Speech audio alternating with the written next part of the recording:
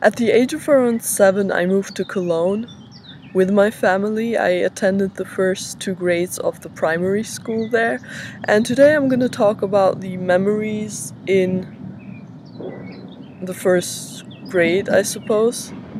There are always people passing, and there's like a tram, which is kind of noisy, but I hope you can still hear me somehow. I'm sitting on a field with my laptop trying to record this, and I keep getting distracted by all sorts of things.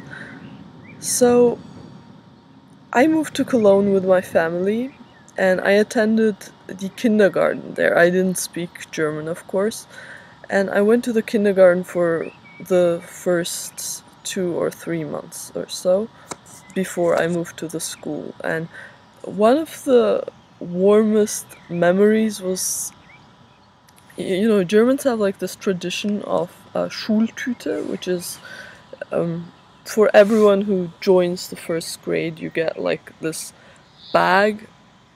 It's kind of like a triangular bag, and they fill it with sweets and little things which, how should I say, like which are necessary for school, like maybe erasers or pencil sets or stuff like that. So they fill these in, some of them make them themselves, and they tend to be really colorful and creative. So you get the Schultüte at the beginning of your first grade. Actually, I'm gonna try and find pictures. If I find any, I'm gonna blend them in the end, kind of.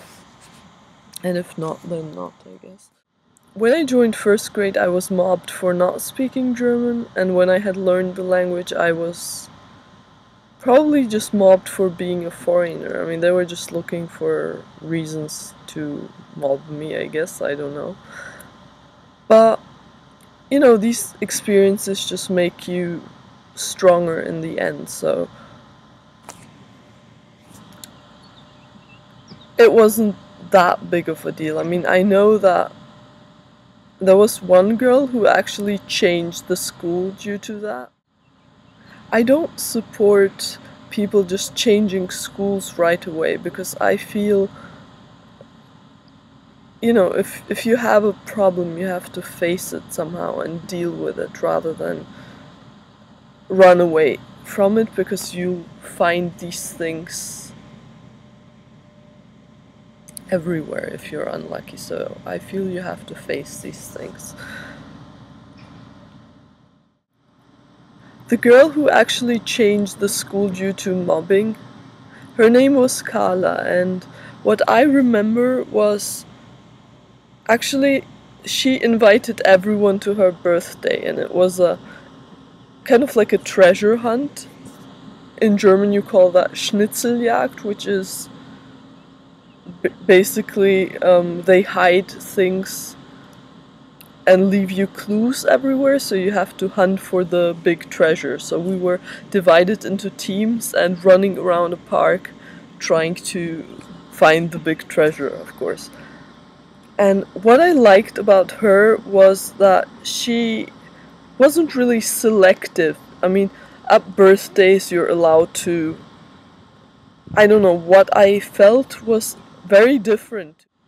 I come from a country where you can invite pretty much anyone to your birthday at a young age, so it's like if you invite 10 people, you invite them and their friends and stuff like that. It's not really restricted to, inviting 4 or 5 people, because I feel like in a lot of European countries you have these strange rules. So you're only allowed to invite 5 people, but what if you have 6 or 7 friends? And especially when you're a child and you're told to restrict yourself to invite only 4 or 5 people, then you have to make this decision who to invite and who not to invite, and the other people just get really upset about it. So yeah, that's one of the first experiences, and I felt like this girl was, I don't know, was more cultured.